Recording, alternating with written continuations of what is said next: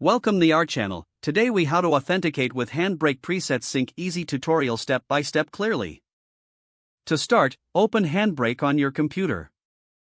Navigate to the top menu and click on Preferences. In the Preferences window, locate the Presets tab. Here, you will see a list of available presets.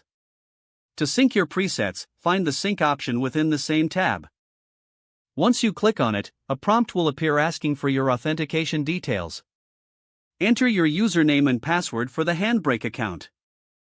Make sure to double-check your credentials for accuracy. After entering your details, click on the Authenticate button.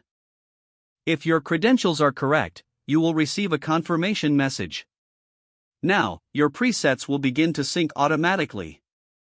This process may take a few moments depending on your internet connection. Once complete, you'll see your synced presets listed within the Presets tab. You can now use these presets for your video conversion tasks. Remember to explore each preset to understand its settings and features. This will help you choose the right one for your specific needs. Once you're done, simply close the Preferences window. Your HandBrake is now ready to utilize the synced presets. If the page does not load, refresh the browser or try again in a private or incognito window. Make sure you are using the correct email address, then retype it carefully to avoid small typos. If your password is not accepted, use the reset option and create a new strong password you can remember.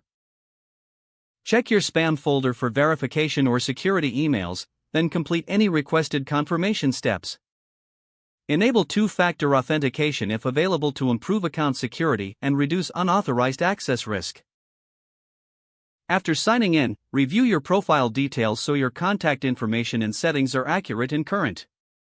If you see an error message, note it down and try again after restarting your device and internet connection. Log out when you finish, especially on shared devices, to keep your account and payment information secure. If the page does not load, refresh the browser or try again in a private or incognito window.